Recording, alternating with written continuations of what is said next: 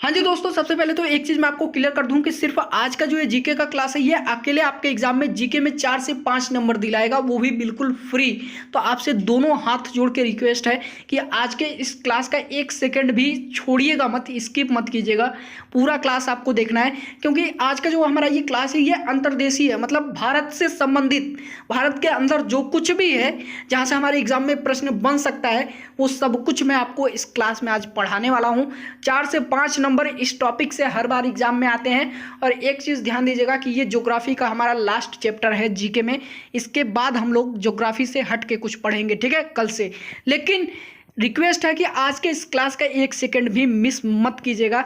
तो आगे बढ़ने से पहले आज का जो है मोटिवेशनल क्वेट्स देख लेते हैं क्या है। तो क्या है, जो मुस्कुरा रहा है उसे दर्द ने पाला होगा, जो मुस्कुरा रहा है उसे दर्द ने पाला होगा, जो चल रहा है उसके पाँव में छाला होगा। बिना संघर्ष के इंसान चमक नहीं सकता, बिना संघर्ष के इंसान चमक नहीं सकता, जो जलेगा उसी दिए में तो उजाला होगा। तो फाइनली चलिए हम लोग अपने क्लास की तरफ चलते हैं। और एक बार फिर से रिक्वेस्ट करता हूं, मैं कुछ नहीं कहूंगा, इससे अधिक कुछ नहीं कहूंगा, बस इतना कहूंगा कि इस क्लास से 4 से 5 नंबर आपके एग्जाम में रखे हुए हैं यदि ये क्लास आप देख लेते हैं। तो चलिए क्लास शुरू करते हैं। हाँ जी भाई, तो अब यहाँ पे जरा एक चीज ध्यान दीजिए कि 5 जनवरी से अनअकैडमी पे Garud air force XY complete batch courses शुरू हो रहे हैं। तो जो भी एयरफोर्स XY ग्रुप के कैंडिडेट हैं जो 2021 बैच की तैयारी कर रहे हैं, ये उनके लिए एक सुनहरा मौका है कि आप अपने एग्जाम की तैयारी को और भी बेहतर कर सकते हैं। तो देर किस बात की, अभी जाइए अनअकैडमी ज्वाइन कीजिए। जो भी एयरफोर्स की क्लासेस चल रही हैं उनको देखिए। और ये जो बैच कोर्स शुरू हो रहा है 5 जनवरी से, इसे ज्वाइन करना बिल्कुल मत भूलिए। प्लस कोर्सेज बाई करिए। और आप देख सकते हैं इसमें कितने टॉप एजुकेटर्स मिलकर के आपके एयरफोर्स XY ग्रुप की तैयारी करा रहे हैं। और जब आप ये बैच कोर्सेज ज्वाइन करेंगे तो आपको खुद पता चलेगा कि वाकई में आपकी जो तैयारी का लेवल है वो कुछ और ही हो जाएगा, ठीक है। और साथ में जो एनडीए के कैंडिडेट मुझे देख रहे हैं वो भी ध्यान दीजिएगा कि 29 दिसंबर से ये एक पैंथर एनडीए बैच कोर्सेज शुरू हुआ है, जहां पे टॉप एजुकेटर्स मिलकर के आपके एनडीए के जो है तैयारी करा रहे हैं 2021 बैच के लिए। तो डेफिनेटली आपको ये मौका मिस नहीं करना है। अभी अनअकैडमी ज्वाइन कर लीजिए और प्लस कोर्सेज बाई करके आप ये जो है बैच कोर्सेज शुरू कर दीजिए। यहाँ से ज्वाइन कर लीजिए इनको और अपनी तैयारी शुरू कर दीजिए। तो आपको करना क्या है, ध्यान दीजिएगा कि वीडियो के डिस्क्रिप्शन में अनअकैडमी ऐप का लिंक है, वहाँ से आप अनअकैडमी इंस्टॉल कीजिए और अपने आप को रजिस्टर करिए। रजिस्ट्रेशन के दौरान आप स्टैंड अप क्लासेज ये रेफरल कोड जरूर यूज कर लीजिएगा, क्योंकि इन टॉप एजुकेटर्स की स्पेशल क्लासेस भी चलती हैं जो बिल्कुल फ्री होती हैं। तो तभी जब आप ये रेफरल कोड यूज करेंगे तभी वो फ्री क्लासेस आप देख पाएंगे। तो stand up classes referral code use जरूर कर लीजिएगा। बाकी इसका एक फायदा और है कि जब आप भविष्य में प्लस कोर्सेज बाई करेंगे तो वहाँ पे हमेशा आपको 10% का डिस्काउंट अलग से मिलेगा, ठीक है। सो फाइनली वीडियो के डिस्क्रिप्शन में लिंक है, जाइए अनअकैडमी पे अपने आप को रजिस्टर करिए और आज ही से अपनी तैयारी बेहतर करना शुरू कर दीजिए। चलिए क्लास की तरफ चलते हैं। तो भाई एक बार फिर से मैं आप सभी से बता देता हूं कि सिर्फ आज का जो ये जीके का क्लास है ये आपको आपके एग्जाम में जीके में 5 से 6 नंबर बिल्कुल फ्री दिला के जाएगा। इसलिए मैं आप सभी से रिक्वेस्ट करता हूं कि प्लीज़ दोनों हाथ जोड़ के प्रार्थना करता हूं कि आज के इस क्लास का एक सेकंड भी स्किप मत कीजिएगा, क्योंकि आज के इस क्लास का यानी अंतर्देशीय भारत का जो कुछ भी प्रश्न कराने वाला हूँ या फिर जो कुछ भी टॉपिक पढ़ाने वाला हूँ, यहाँ से सीधे एग्जाम में प्रश्न पूछे जाते हैं हर बार, ठीक है। एक क्वेश्चन नहीं, 2 क्वेश्चन नहीं, 5 से 6 क्वेश्चन हर बार यहाँ से बनते हैं। इसलिए रिक्वेस्ट है कि प्लीज क्लास को पूरा जरूर देखिएगा। और एक चीज और नोट कर लीजिए, हमारा जो ज्योग्राफी सेक्शन है जीके का आज यहीं पे खत्म होता है। ये हमारा लास्ट चैप्टर है ज्योग्राफी सेक्शन का, ठीक है। और ये ज्योग्राफी सेक्शन का सबसे महत्वपूर्ण चैप्टर है जहां से हर बार क्वेश्चन बनते हैं। तो जब मैं आपको पढ़ाऊंगा तब आपको पता चल जाएगा। चलिए देखते हैं। तो दिया गया है भारत भौगोलिक दृष्टि से विश्व में 7वां सबसे बड़ा और जनसंख्या की दृष्टिकोण से दूसरा सबसे बड़ा देश है, ठीक है।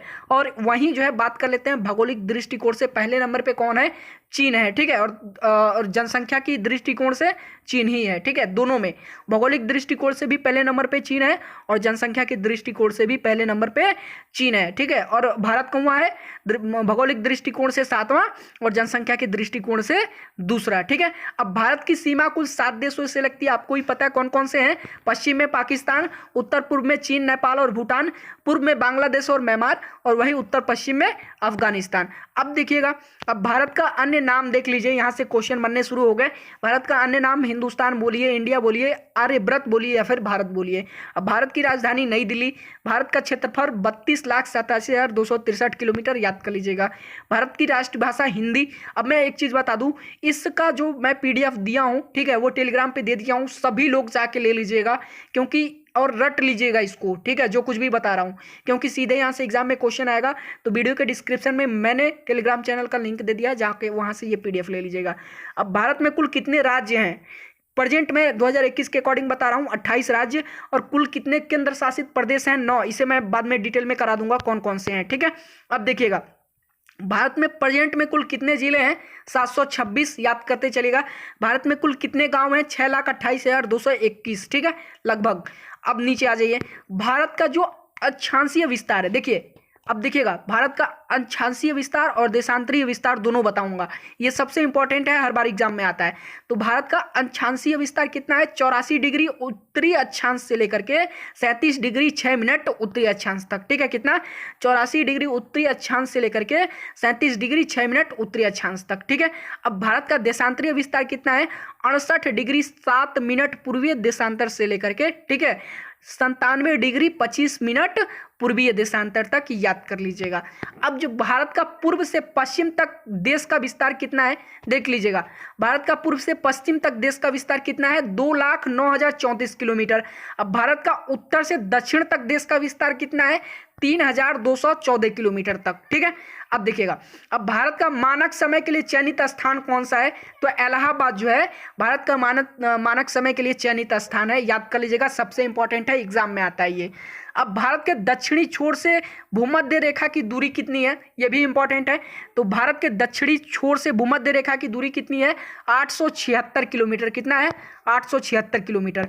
उसके बाद अब भारत की मुख्य भूमि पर सबसे दक्षिणी छोर कितना है? तो भारत की मुख्य भूमि पर सबसे दक्षिणी छोर कौन सा है? सॉरी, कितना है मैंने बोल दिया, कौन सा है? कन्याकुमारी है। तो भारत की मुख्य भूमि पर सबसे दक्षिणी छोर है कन्याकुमारी, ठीक है। और भारत की स्थलीय सीमा की कुल लंबाई कितनी है? सबसे इंपॉर्टेंट है, देख लीजिएगा। तो भारत की स्थलीय सीमा की कुल लंबाई कितनी है? 15,200 किलोमीटर। देख लीजिएगा, स्थलीय सीमा है। अभी जब मैं आपको नीचे पढ़ाऊंगा तो सब समझ जाएंगे कि स्थलीय सीमा क्या होती है। तो भारत की स्थलीय सीमा की कुल लंबाई कितनी है? 15,200 किलोमीटर। अब देख लीजिएगा, भारत की सीमा से सटे देश कौन कौन से हैं? नेपाल है, भूटान है, चीन है, श्रीलंका है, बांग्लादेश, म्यांमार और पाकिस्तान है। ऊपर ही मैंने आपको बताया। अब नीचे आ जाइए। अब भारतीय सीमा को स्पर्श करने वाला सागर तथा समुद्र कौन कौन सा है? कौन कौन सा है? हिंद महासागर है, अरब महासागर है और बंगाल की खाड़ी है, ठीक है, याद कर लीजिएगा। चलिए नीचे आ जाइए। भारत का राष्ट्रीय आदर्श शब्द कौन सा है? एग्जाम में आ चुका है, सत्यमेव जयते। भारत का राष्ट्रीय फल भी एग्जाम में आया है, आम। भारत का राष्ट्रीय फूल भी कमल। भारत का राष्ट्रीय खेल हॉकी। भारत का सबसे अधिक वर्षा का स्थान कौन सा है? मसीनारम, मेघालय, ठीक है। चलिए अब देखिए, भारत का सर्वाधिक घनी आबादी वाला राज्य कौन सा है? उत्तर प्रदेश है। भारत का सर्वाधिक, जहां से हम लोग बिलोंग करते हैं, उत्तर प्रदेश से, ठीक है। भारत का सबसे अधिक वनों वाला राज्य कौन सा है? असम है, ठीक है। असम में सबसे ज्यादा क्या पाए जाते हैं? वन पाए जाते हैं। भारत का सबसे अधिक जनसंख्या वाला नगर कौन सा है? मुंबई है। भारत का सबसे जो है पूर्वीय राज्य कौन सा है? ये सबसे इंपॉर्टेंट है। तो भारत का सबसे पूर्वीय राज्य कौन सा है? अरुणाचल प्रदेश है। भारत का सबसे पश्चिमी राज्य कौन सा है? गुजरात है। भारत का सबसे उत्तरीय राज्य कौन सा है? कश्मीर है। भारत का सबसे दक्षिणीय राज्य कौन सा है? तमिलनाडु है। नीचे आते जाइए। भारत का सर्वाधिक जो है गानों वाली फिल्म कौन सी है? देखिए सबसे इंपॉर्टेंट है। तो भारत की सर्वाधिक गानों वाली फिल्म कौन सी है? इंद्र सभा, जो कि 1933 में आई थी। और इसमें कुल कितने गाने हैं? 71 गाने हैं। कितने? 71 सॉन्ग्स, ठीक है, याद कर लीजिएगा। इसके बाद कोई ऐसी फिल्म नहीं बनी जिसमें इतने गाने हों। अब भारत का सबसे तेज गति से चलने वाली रेलगाड़ी कौन सी है? मैं वर्तमान के हिसाब से बता रहा हूँ, देख लीजिएगा। कौन सी है? गतिमान एक्सप्रेस, ठीक है। किससे कहाँ से कहाँ तक चलती है? नई दिल्ली से आगरा के बीच में, ठीक है। ये भारत की वर्तमान में सबसे तेज चलने वाली रेलगाड़ी है, ठीक है। अब भारत का सबसे महंगा नगर कौन सा है? वर्तमान में मुंबई है। भारत का सर्वाधिक प्रदूषण फैलाने वाला शहर कौन सा है? वर्तमान में नई दिल्ली, ठीक है। भारत की कुल भाषाएं कितनी है? देख लीजिए, जो भारत में कुल भाषाएं बोली जाती हैं उनका कोई गिनती नहीं है, ठीक है। भारत की कुल भाषाएं लगभग 1952 मान के चलिए। लेकिन जो एग्जाम में पूछता है, ध्यान दीजिएगा, 22 ऑफिशियल लैंग्वेज पूछता है भारत की कुल जो है ऑफिशियल लैंग्वेज कितनी है? कितना आप लिख के आते हैं एग्जाम में? 22। पिछली बार पूछा था, किसी ने 25 लगा दिया, किसी ने 19। तो ये गलती इस बार नहीं होनी चाहिए। भारत की ऑफिशियल लैंग्वेज कितनी है? टोटल 22, जिन्हें संविधान में जो है मान्यता दी गई है, ठीक है, इन 22 लैंग्वेजेस को। अब देखिएगा भारत का सर्वोच्च राष्ट्रीय सम्मान कौन सा है, भारत रत्न है। अब भारत का सर्वाधिक अनुसूचित जाति वाला राज्य कौन सा है, वर्तमान के हिसाब से मैं आपको बता रहा हूं कौन सा है, पंजाब है, ठीक है। बिहार और उत्तर प्रदेश नहीं है, उत्तर प्रदेश था लेकिन जो वर्तमान में जनगणना हुई है उसके अकॉर्डिंग कौन सा है, पंजाब है। अब भारत का सर्वाधिक अनुसूचित जनजाति वाला पूछ रहा है राज्य कौन सा है, मध्य प्रदेश। अब भारत का सर्वाधिक साक्षरता वाला राज्य कौन सा है, केरल है, याद कर लीजिएगा। लिटरेसी रेट कितना है, 93.91% है, ठीक है, कितना है, 93.91% है। एक चीज़ मैं आपको बता देता हूँ, ये जो PDF मैंने तैयार किया है, मैंने खुद तैयार किया है, तो यदि कहीं कोई गलती हो जाती है मुझसे तो प्लीज़ मुझे कमेंट बॉक्स में ज़रूर बता दीजिएगा, ठीक है। इतना मेहनत इस PDF में मैंने आप सभी के लिए किया है, जब आप ये पूरा क्लास देख लेंगे तो आपको खुद एहसास होगा कि वाकई सर ने आज कुछ पढ़ाया है जो वाकई कोई और यूट्यूबर नहीं पढ़ाएगा आपको ऐसे, ठीक है। चलिए नीचे आ जाइए। उसके बाद दिया गया भारत का सबसे कम वर्षा वाला स्थान कौन सा है, लेह है, याद कर लीजिएगा। चलिए नीचे आ जाइए। अब भारत के राज्यों के प्रमुख उत्पादन देख लीजिए कि कौन सा राज्य किस चीज का सबसे अधिक उत्पादन करता है, उत्पादन में किस चीज के उत्पादन में कौन सा राज्य नंबर 1 है, ठीक है, क्योंकि ये एग्जाम में हर बार आता है। कोयले के उत्पादन में अग्रणी राज्य कौन सा है, लीडिंग स्टेट इन कोयले प्रोडक्शन कौन सा है, झारखंड है, आपको भी पता है, एग्जाम में आ चुका है। चीनी का उत्पादन सबसे ज्यादा कहाँ पे होता है, उत्तर प्रदेश में। गेहूं का उत्पादन सबसे अधिक कहां पे होता है, पंजाब में, ठीक है। दूध का सबसे ज्यादा उत्पादन कहां पे होता है, उत्तर प्रदेश में। जूट का उत्पादन सबसे ज्यादा कहां पे होता है, पश्चिम बंगाल में, याद करते हुए चलेगा। ये सारा PDF लेके नोट कर लीजिएगा। अब देखिए मत्स्य पालन यानी जो है लीडिंग स्टेट इन फिशरी, जहां पे मछलियां पालन होता है, ठीक है, मछली पालन सबसे ज्यादा कहां पे होता है, पश्चिम बंगाल में। अब सब्जी उत्पादन में अग्रणी राज्य कौन सा है, लीडिंग स्टेट कौन सा है आपका, पश्चिम बंगाल है, ठीक है। अब केसरी उत्पादन, ठीक है, यानी सेफ्रॉन जिसको हम लोग बोलते हैं, तो सबसे ज्यादा सेफ्रॉन कहाँ पे उत्पादन होता है, जम्मू कश्मीर में। सोयाबीन का सबसे अधिक उत्पादन कहाँ पे होता है, मध्य प्रदेश में, सब याद करते हुए चलेगा। अब मैग्नीज का सबसे बड़ा उत्पादक राज्य कौन सा है, उड़ीसा। मसाले का सबसे बड़ा उत्पादक राज्य कौन सा है, केरल। शहद का सबसे बड़ा उत्पादक राज्य कौन सा है, तमिलनाडु है, ठीक है। पुष्प का सबसे बड़ा उत्पादक राज्य तमिलनाडु है। अंडे का सबसे बड़ा उत्पादक राज्य आपका आंध्र प्रदेश है, ठीक है। फल का सबसे बड़ा उत्पादक राज्य आपका आंध्र प्रदेश है। रेशम कीट का पालन सबसे ज्यादा कहां पे होता है, कर्नाटका में, नंबर 1 पे है, ठीक है। अब पेट्रोलियम उत्पादन में सबसे अग्रणी राज्य कौन सा है, गुजरात है, याद कर लीजिएगा। और एस्बेस्टस आपको भी पता है कि एक ऐसी पदार्थ है ये एस्बेस्टस जो आग में नहीं जलता है, तो इसके सूट्स बनते हैं, ठीक है। तो जो फायर वर्क करते हैं जो लोग, ठीक है, आग से लोगों की सुरक्षा करते हैं, वो ये एस्बेस्टस से बने ही कपड़े पहनते हैं, ठीक है। तो एस्बेस्टस सबसे ज़्यादा कहाँ पे मिलता है, राजस्थान में जो है एस्बेस्टस का उत्पादन सबसे अधिक होता है। चलिए अब विश्व की प्रमुख उत्पादन क्रांतियां देख लीजिए, सबसे इंपॉर्टेंट है जो एग्जाम में पूछा जाता है आपके, ठीक है। तो विश्व की प्रमुख उत्पादन क्रांतियां दे, हरित क्रांति, ठीक है, किससे संबंधित है आपका, ये फूड प्रोडक्शन, जिसे हम लोग ग्रीन रेवोल्यूशन बोलते हैं। तो जो ग्रीन रेवोल्यूशन है ये हरित क्रांति से संबंधित है। अब इसके बाद में मैं आपको बता दूंगा किस क्रांति के कौन जनक रहे हैं, ठीक है। लेकिन फिलहाल अभी ये जान लीजिए कि कौन सी क्रांति है, ठीक है, और किससे संबंधित है। तो हरित क्रांति फूड प्रोडक्शन से संबंधित है, जो कि ग्रीन रेवोल्यूशन हम लोग जिसे बोलते हैं। उसके बाद श्वेत क्रांति व्हाइट रेवोल्यूशन मिल्क प्रोडक्शन से संबंधित था, दुग्ध उत्पादन से। नीली क्रांति ब्लू रेवोल्यूशन, सब पूछा गया है भाई मेरे, देखो एक भी ऐसा कुछ नहीं यहाँ पे जो मैं आपको पढ़ा रहा हूँ जो नहीं पूछा गया है, मतलब जी जान लगा के पढ़ा रहा हूँ तो उसका रिजल्ट मुझे दिखना चाहिए, ठीक है। और देखिए एक चीज़ की मुझे बहुत खुशी हुई है, ये चीज़ मैंने आपको शुरू में भी बताया कि वाकई में जो आप लोग प्रदर्शन कर रहे हैं क्लासेस पे, ठीक है, जो प्यार दिखा रहे हैं वो काबिले तारीफ है। वाकई में दिल खुश हो जा रहा है आपका प्रदर्शन देख के क्लासेस पे, ठीक है।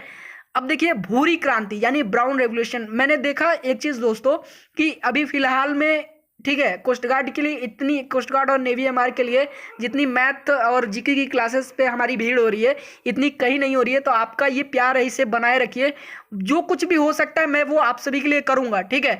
और इस चीज़ का मैं वादा करता हूँ, मैथ और जीके में तो नंबर कम नहीं होने दूंगा, और इंग्लिश रीजनिंग वगैरह में भी कम नहीं होने दूंगा कोस्ट गार्ड वालों का, ठीक है, क्योंकि उसकी भी क्लासेस और साइंस की भी बहुत जल्द शुरू कर रहा हूँ। अब भूरी क्रांति किससे संबंधित है, उर्वरक यानी फर्टिलाइजर प्रोडक्शन से संबंधित, ठीक है। चलिए ये देख लीजिएगा, नीली क्रांति किससे संबंधित है, फिश प्रोडक्शन, ठीक है, मत्स्य उत्पादन से। अब देखिएगा रजत क्रांति पूछ रहा है, सबसे इंपॉर्टेंट है, अंडा उत्पादन से संबंधित, एग प्रोडक्शन से संबंधित, ठीक है, याद कर लीजिएगा, सिल्वर जो है रेवोल्यूशन। अब देखिएगा पीली क्रांति किससे संबंधित है, येलो रेवोल्यूशन ये आपके तिलहन यानी ऑयल सीड प्रोडक्शन से संबंधित है, ठीक है। उसके बाद कृष्ण क्रांति आपका किससे संबंधित है, बायोडीजल प्रोडक्शन, ठीक है, किससे, बायोडीजल, ब्लैक रेवोल्यूशन जिसे हम लोग बोलते हैं। उसके बाद आपका रेड रेवोल्यूशन है, लाल क्रांति, ये देख लीजिएगा टमाटर और मांस उत्पादन से संबंधित ये क्रांति थी, ठीक है। किसके लिए लड़ा गया था, टमाटर और मांस उत्पादन के लिए, ठीक है, लाल क्रांति। उसके बाद आपका गुलाबी क्रांति यानी पिंक रेवोल्यूशन, झींगा मछली उत्पादन, ठीक है, किसके लिए, झींगा मछली उत्पादन के लिए जो पिंक रेवोल्यूशन हुआ था वो हुआ था, ठीक है। अब बादामी क्रांति, ठीक है, बादामी क्रांति मसाला उत्पादन के लिए था। सुनहरी क्रांति किसके लिए, फल उत्पादन के लिए। अमृत क्रांति किसके लिए है, देख लीजिएगा, सुनहरी को गोल्डन रेवोल्यूशन बोलते हैं, इंग्लिश वाले कंफ्यूज मत हो जाइएगा, आप लोग बार बार कहते हैं सर इंग्लिश में नहीं पढ़ाते हैं, सिर्फ हिंदी में पढ़ाते हैं, इंग्लिश भी लिख दिया है मैंने, ठीक है। सुनहरी क्रांति गोल्ड रेवोल्यूशन, फल उत्पादन। अमृत क्रांति ये आपकी नदी जोड़ो परियोजनाओं से संबंधित है, ठीक है, रिवर लिंक्स प्रोजेक्ट से संबंधित। अब देखिएगा, अब अगला है धूसर या फिर स्लेटी क्रांति, स्मूथ या फिर ग्रे रेवोल्यूशन, ये आपके सीमेंट उत्पादन से संबंधित है। उसके बाद इंद्रधनुषीय क्रांति, रेनबो रेवोल्यूशन, सभी क्रांतियों पर निगरानी रखने हेतु ये एक बनाया गया था इंद्रधनुषीय क्रांति, ठीक है, याद कर लीजिएगा, टू मॉनिटर ऑल रेवोल्यूशंस। उसके बाद सनराइज या फिर सूर्योदय क्रांति, ये था किसके लिए, आपके इलेक्ट्रॉनिक उद्योग के विकास हेतु, ठीक है, ये क्रांति हुई थी। उसके बाद नीचे आ जाए गंगा क्रांति, ठीक है, ये भ्रष्टाचार के खिलाफ सदाचार पैदा करने हेतु ये गंगा क्रांति चलाई गई थी, ठीक है, to create goodness against corruption. अब देखिएगा आप सदाबहार क्रांति, एवरग्रीन रेवोल्यूशन, जीव तकनीकी यानी बायोटेक्निक के लिए ये क्रांति हुई थी, ये इंपॉर्टेंट है, एग्जाम में पूछा जा चुका है। उसके बाद आपका सेफ्रॉन क्रांति, ठीक है, यानी केसर उत्पादन से संबंधित है ये, ठीक है, सेफ्रॉन प्रोडक्शन से संबंधित। उसके बाद है आपका स्लेटी यानी ग्रे क्रांति, ये आपका उर्वरकों के उत्पादन से संबंधित है, ठीक है, फर्टिलाइजर्स। उसके बाद आपका मूक क्रांति यानी साइलेंट रेवोल्यूशन, ये मोटे अनाज के उत्पादन से संबंधित है, ठीक है। तो ये क्रांति किसके लिए हुई थी, मोटे अनाजों के उत्पादन से संबंधित, ठीक है।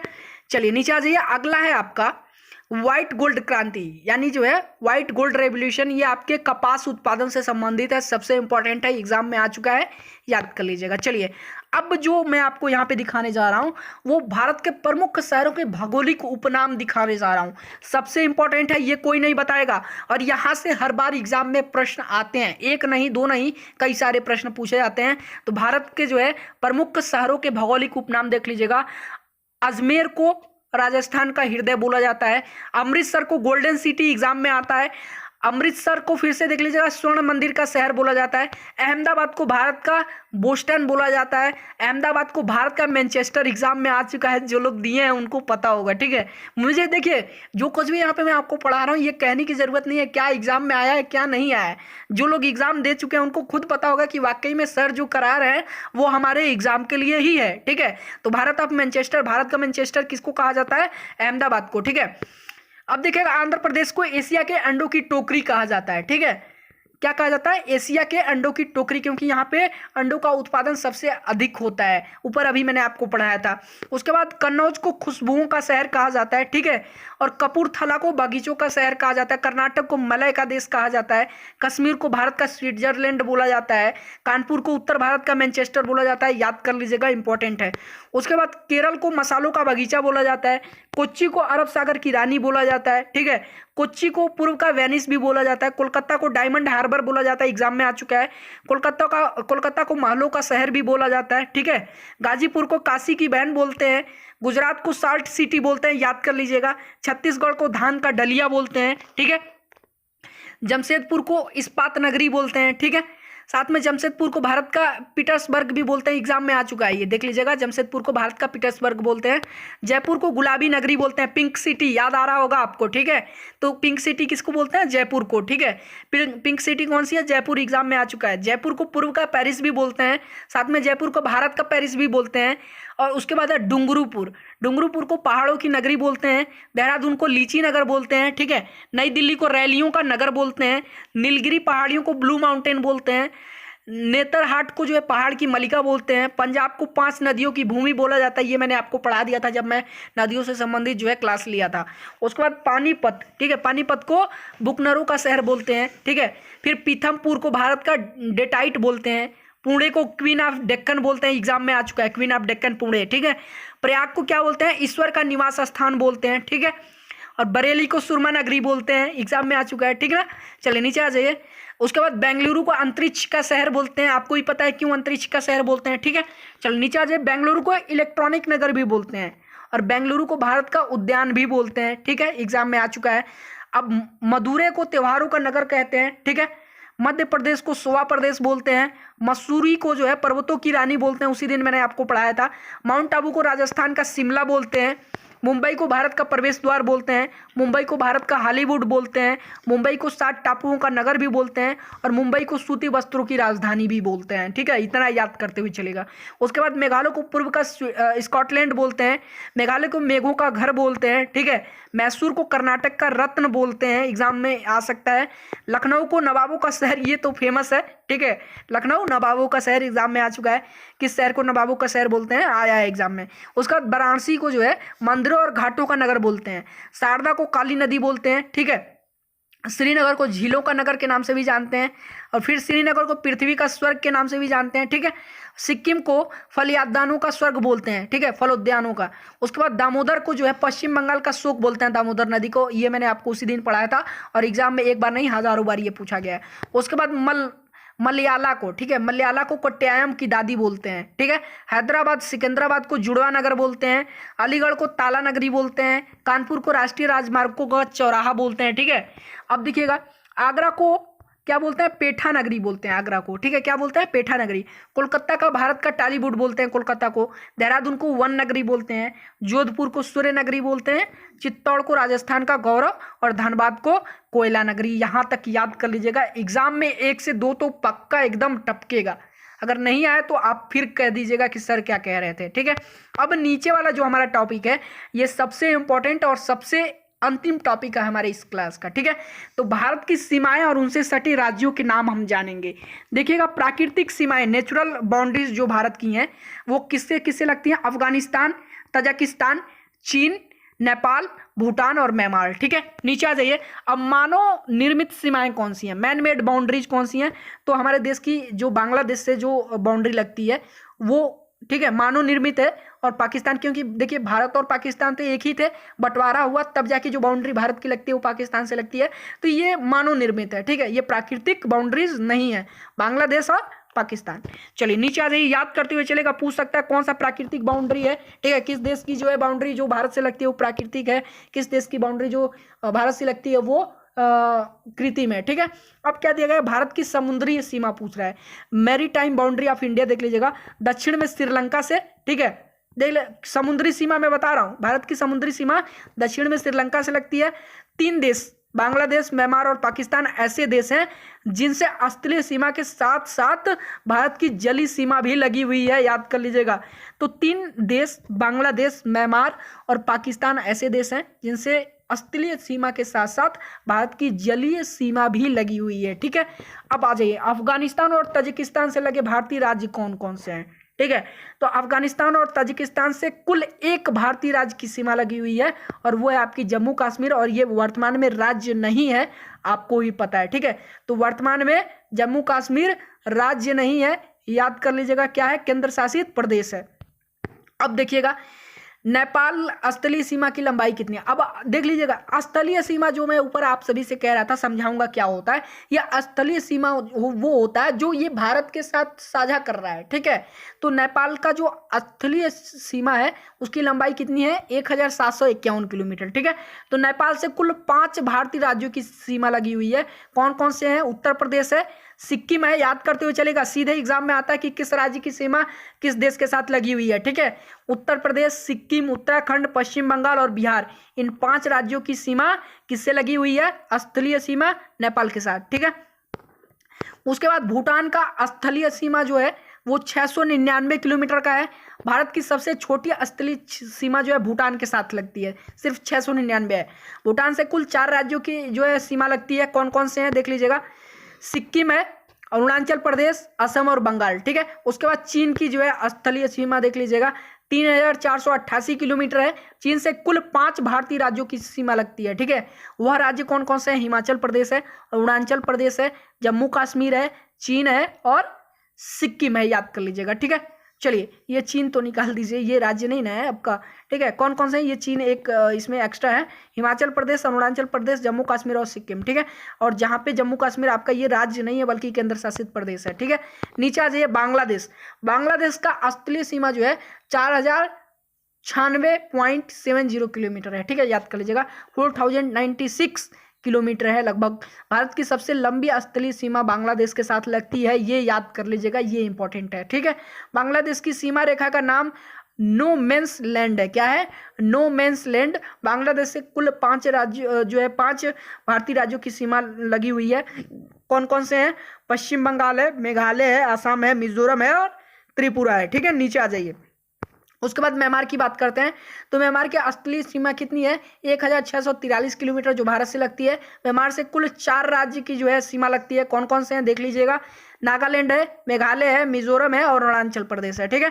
उसके बाद बात करते हैं पाकिस्तान, जो इस क्लास का हमारा अंतिम है। तो पाकिस्तान का स्थलीय सीमा कितना है? 2910 किलोमीटर, ठीक है, भारत से जो लगता है। अब भारत जो है पाकिस्तान के बीच की सीमा को क्या बोलते हैं? रेड क्लिफ रेखा। क्या बोलते हैं? मैकमोहन किसे बोलते हैं? ये आप कमेंट करके बताइएगा। रेड क्लिफ मैंने बता दिया, ठीक है। तो भारत और पाकिस्तान के बीच की सीमा रेखा को बोलते हैं रेड क्लिफ रेखा। मैकमोहन किसे बोलते हैं ये आप बताइएगा। बाकी पाकिस्तान से कुल 4 भारतीय राज्यों की सीमा लगी है। कौन कौन से हैं? पंजाब, राजस्थान, गुजरात और जम्मू कश्मीर, ठीक है। तो फाइनली आज के क्लास में बस इतना ही। बहुत कुछ मैंने आपको बता दिया है। डेफिनेटली यहाँ से एग्जाम में क्वेश्चन आएंगे और यदि नहीं आते हैं तो आप मुझे बताइएगा कि सर आप गलत कह रहे थे, यहाँ से क्वेश्चन नहीं आया था। बाकी भाई आज के क्लास में बस इतना ही रहने देते हैं। सबसे पहले तो एक प्यारा सा एक छोटा सा आप सभी से रिक्वेस्ट है, जो मेरे चाहने वाले हैं मुझे पता है पूरा कर देंगे। सबसे पहले तो वीडियो को लाइक कर दीजिएगा। आज के इस वीडियो का जो लाइक टारगेट रखते हैं, क्योंकि ये क्लास इंपॉर्टेंट है, 800, ठीक है। तो प्लीज़ लाइक करके, मुझे पता है आप ये टारगेट पूरा कर देंगे, आपके लिए कुछ नहीं है। तो 800 लाइक टारगेट पूरा कर दीजिएगा और साथ में इस क्लास को दबा के शेयर कर दीजिए ताकि आपके फ्रेंड्स भी देख सकें जो कोस्ट गार्ड, नेवी और एयरफोर्स की तैयारी कर रहे हैं। बाकी वीडियो पसंद आया तो वीडियो को लाइक कर दीजिएगा, जो मैंने कहा 800 लाइक पूरा कर दीजिएगा। और फिर मिलते हैं एक नए क्लास में एक नए टॉपिक के साथ, नई फुर्ती के साथ। तब तक के लिए धन्यवाद और ऐसे ही अपना प्यार क्लासेस पे बनाए रखिएगा। डेफिनेटली आपका नंबर कम नहीं होने देंगे हम आपके एग्जाम में। चलिए फिर मिलते हैं, धन्यवाद।